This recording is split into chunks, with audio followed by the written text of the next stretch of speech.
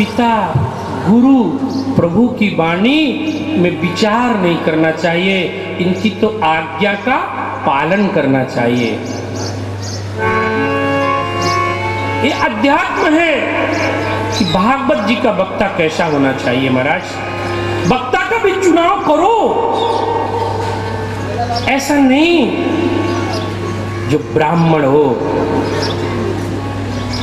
जो वैष्णव हो, जिसके हृदय में छल कपट ना हो, जो विषय वासना से विरक्त हो, जिसका जीवन विरक्त हो, जो व्यापक हो, एवं जो दृष्टांत देने में कुशल हो, जो अपनी मति और गति के द्वारा आपको अज्ञान से ज्ञान की ओर ले चले। अज्ञान तिमिरांधस्य ज्ञानांजन शलाकया, अर्थात आपके आत्मबुद्धि में ज्ञान की दीपक को प्रज्वलित कर देवे, ऐसा भागवत का वक्ता होना चाहिए। अभी भी मैं तो परिचित नहीं था, लेकिन ज्ञान, क्या संस्था का नाम है? ज्ञान संस्था जी, ठीक है। मैं क्या बोलूं? ज्ञानराज। ज्ञानराज, कितनी ऊंची बात है। ज्ञानराज संस्था की जो स्थापना करने वाली महिला मंडल की जो अध्यक्ष हैं, उन्होंने बताई मुझे, और वैसे भी मैं वो चित परिचित हैं। ठाकुर जी की प्रेरणा हुई उनके अंदर कि जो कि ऐसे शुभ संस्था का उन्होंने स्थापना की। मैं तो ठाकुर जी से प्रार्थना करूंगा कि वह ज्ञान की दीप वो हमेशा जलाती रहे और हर एक जगह उनका ज्ञान का दीप जलता रहे। यही मैं आज भागवत भगवान से प्रार्थना करूंगा, उनके मन में ऐसी भक्ति भाव, ऐसी भागवत में गंगा हमेशा बहती रहे, कभी भी बहे, किसी के द्वारा बहे, उनके अंदर कभी विकार न आए, कभी अपना और पराया भाव न आए, समदृष्टि बने और ऐसी ज्ञान की दीप हमेशा प्रज्वलित करती रहे। यही मेरे ठाकुर जी से प्रार्थना है।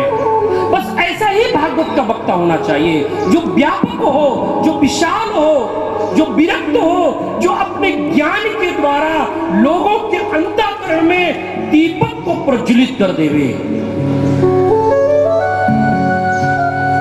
क्योंकि भाइयों, जब तक आयुष रूपी तेल है तभी तक यह दीपक जलता रहेगा। जिस दिन आयुष रूपी तेल समाप्त हो जाएगा, उस दिन यह दीपक बुझ जाएगा। इसलिए जलते दीपक में रास्ता तय कर लो भाइयों कि किधर मुझे जाना है। धर्मनिरपेक्ष कभी मत बनो, ध्यान देना, धर्मनिरपेक्ष कभी मत बनो, पंथ निरपेक्ष भले बन जाओ। क्योंकि मंजिल सबकी एक है, रास्ता अनेक है। वैश्य जी जाना हम सबको एक ही जगह है।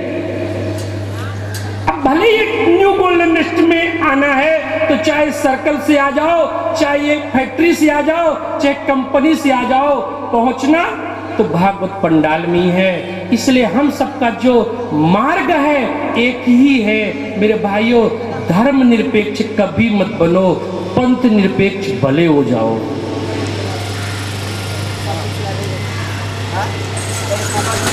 जो मोह रूपी अंधकार से प्रकाश रूपी सत्य की ओर ले चले, ऐसा भागवत का वक्ता होना चाहिए, जिसकी ज्ञान उपदेश से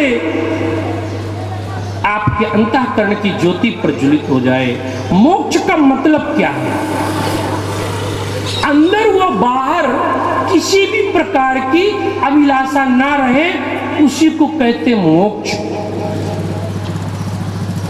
और मानव का तो अधिकार ही मोक्ष है। मानव जन्म इसीलिए प्रभु ने दिया है कि मोक्ष तो आपका अधिकार है। अरे पिता की गद्दी का अधिकारी तो पुत्र ही होगा ना मेरे भाइयों। बोलो श्री राधे।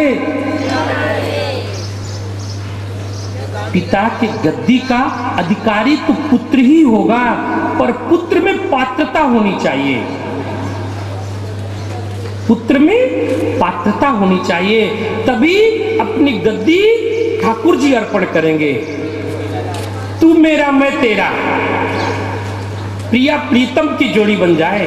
राधा कृष्ण की आत्मा है और कृष्ण की आत्मा श्री राधे हैं, कोई भेद नहीं है महाराज। जिस दिन यह भेद मिट जाएगा उस दिन जीव और ब्रह्म का मिलन हो जाएगा। माया के पटखोल तो पिए के दर्शन मिलेंगे। जब तक यह आवरण रूपी पर्दा है, जब तक यह माया रूपी पर्दा है, तब तक आपको ब्रह्म का बोध हो ही नहीं सकता। वह माया कैसे हटेगी? श्रीमद् भागवत जी का उद्घोष है कि श्रीमद् भागवत जी का जो कथा सुन लेता है उसका जीवन भागवत में हो जाता है। ये भागवत की परिपक्व फल है, वो भाव परिवर्तित हो जाता है, उसका जीवन भक्ति में हो जाता है। क्योंकि भक्तिर भक्त भगवंत गुरु चतुर नाम बपुए, तिनके पद बंधन किए नासै विघ्न अनेक। इनके वंदना से हर एक प्रकार के विघ्न शांत हो जाते हैं। इनके रूप अनेक हैं, वास्तव में एक हैं। तू एक तेरे नाम अनेक, तू एक तेरे नाम अनेक है।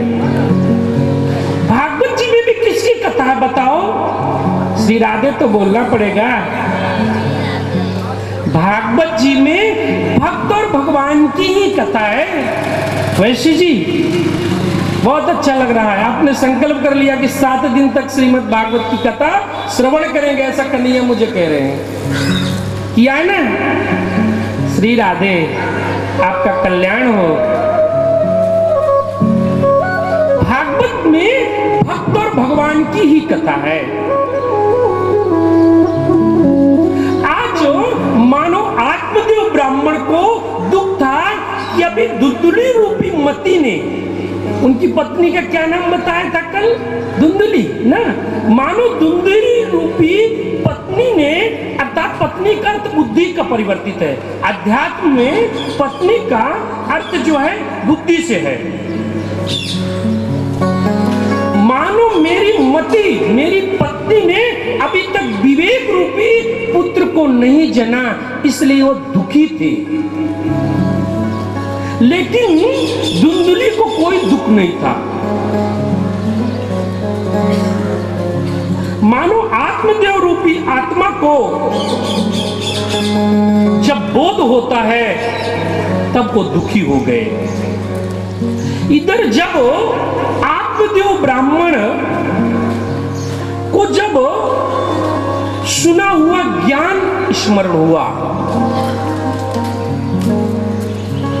कि पिताजी ये जो पुत्र रूपी मति है, बुद्धि है, इसको छोड़िए। अर्थात कान से सुना हुआ ज्ञान ही जीव के समस्त आगे आता है। महाराज ज्ञान नहीं तो आप भव सागर से नहीं पार हो सकते। इसलिए जब ज्ञान हुआ तभी आत्मदेव ब्राह्मण ने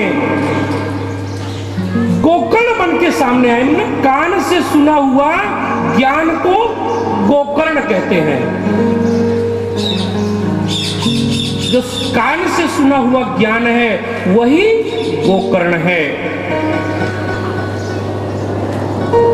अर्थात जो कथा आप श्रवण कर, देखो व्यक्ति धोखा दे सकता है। भाइयों ध्यान देना,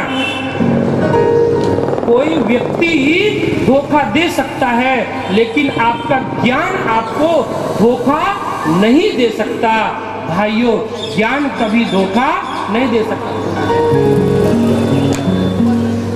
इसलिए मानो आत्मदेव ब्राह्मण की जो पत्नी है धुंधली, मतलब आत्मदेव की कथा नहीं है, ये हम सब की कथा है। उसी प्रकार संशय आत्मिका बुद्धि आत्मा को छलती रहती है, अनेक प्रकार की बातें बनाती है। समझ में आ गई? जो आत्मा है, आत्मदेव स्वरूप जो आत्मा है, जो बुद्धि है, जो धुंधली है, जो स्पष्टीकरण नहीं कर सकती, वो आत्मा को छलती रहती है, अनेक प्रकार के बातें बनाती है। जैसे वो बात बनाई कि मैं गड़बड़ी हूं, मैं फल खाऊं कि ना खाऊं।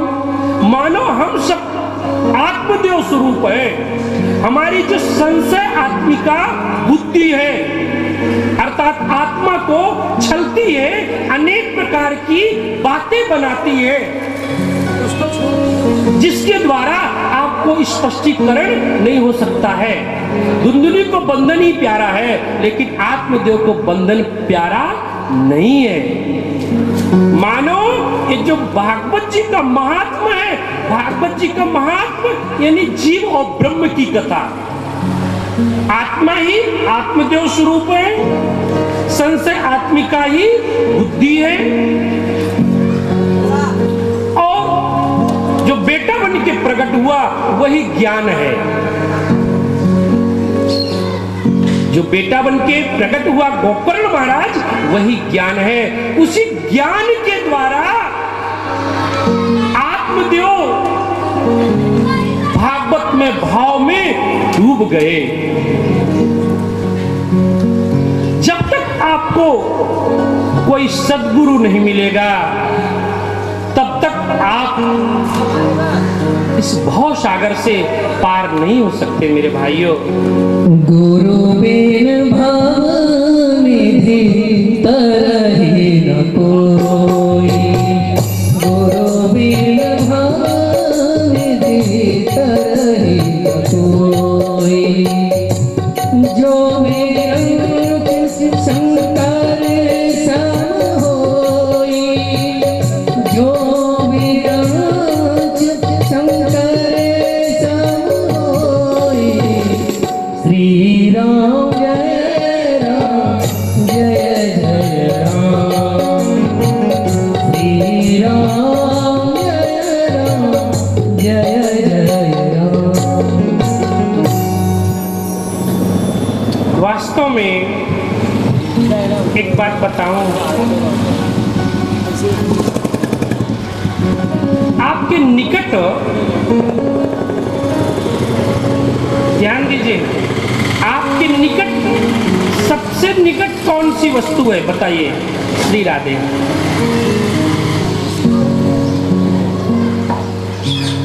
सबसे निकट आपकी कौन सी वस्तु है? श्री राधे तो बोलो, मुझे कुछ नहीं चाहिए। श्री राधे नाम की जयकारा देते रहेंगे तो राधा रानी हमारे हृदय में आ जाएंगी, और उस हृदय के उद्घोष में आपको पहुंचाऊंगा। श्री राधे। आपके सबसे निकट आपकी आंखों की पुतलियां हैं। आपकी जो आंख है ना, जिसके द्वारा सारे जगत में आप दर्शन करते हैं या तो विचरण करते हैं, कितनी निकट है। फिर भी भला कोई देख के बताओ, कोई देख के बताओ। आपकी जो पुतली है ना, बिल्कुल क्लोज, नजदीक, इतने क्लोज रहते हुए भी आपको उसका दर्शन नहीं होता है। श्री राधे। थोड़ा सा डिस्टेंस कीजिए, इंग्लिश नहीं पढ़ाऊं मेरे भाइयों। डिस्टेंस बोलते हैं, दूरीपन को क्या बोलते हैं? श्री राधे बोलो, बोलो प्रभु, गलत तो नहीं बोलती? डिस्टेंस, फासला है कि नहीं? तो आपकी नाक है, जिसके द्वारा अच्छे अच्छे गंध को आप ग्रहण करते हैं।